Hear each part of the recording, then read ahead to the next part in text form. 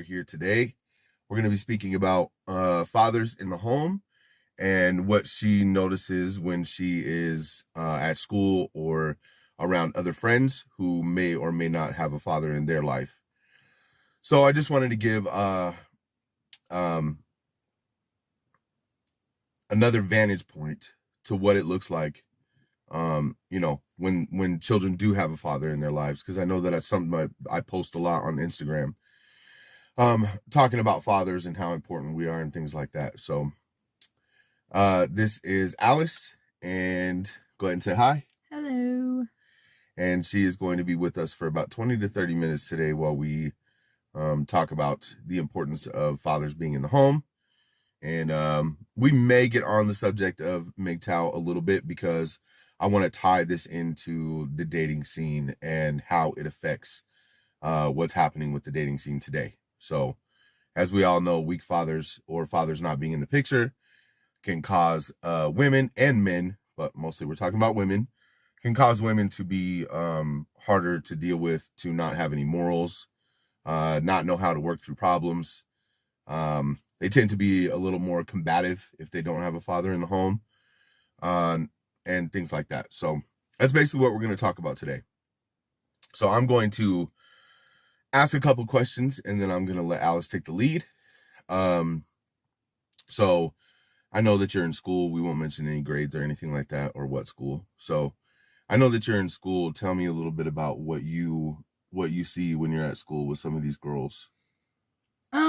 Like the way that they treat other boys, the way that they talk about them, schoolwork, behavioral kind of stuff. Because some of them don't have dads in their lives, or the dads are just not really involved. Yeah, I think one of the most noticeable things is that the women tend to believe or act as if they're higher than men in general. Like they're the smarter ones, and just socially they feel that they're more superior than men in their friend groups and in class and all of that.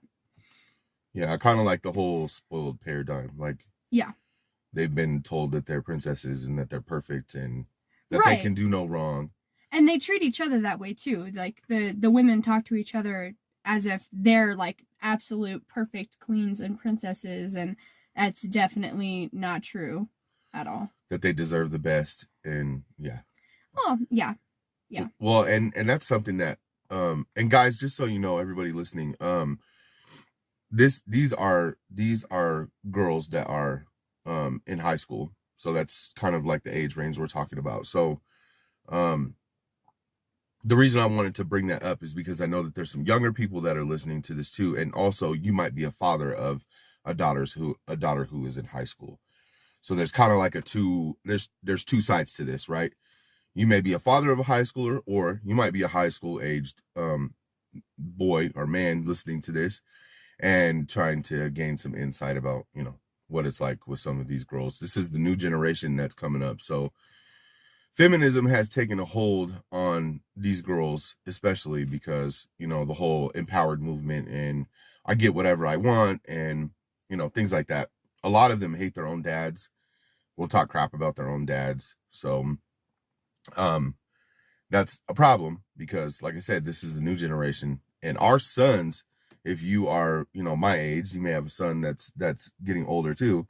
Our sons are kind of in the same generation too. So it's it felt like it was a topic that needed to be covered so that we could kind of give everybody an overview of what is happening and what the new generation looks like from multiple different angles.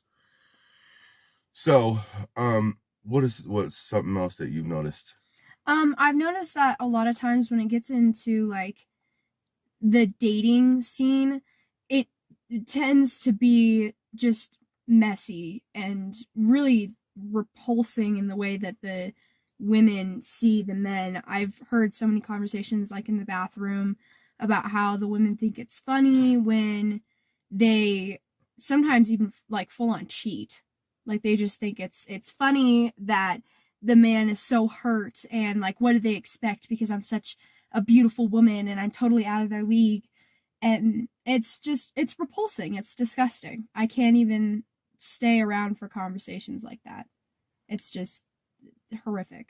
Well, and I think I remember you also telling me that, like, they do the same thing in high school. They serial date, right? They, like, jump from one boy to another. Oh, absolutely. Oh, yeah. You will see... different boy every week. You will see girls that have sometimes new boyfriends every couple days, not even every week. Except now they're sleeping with them.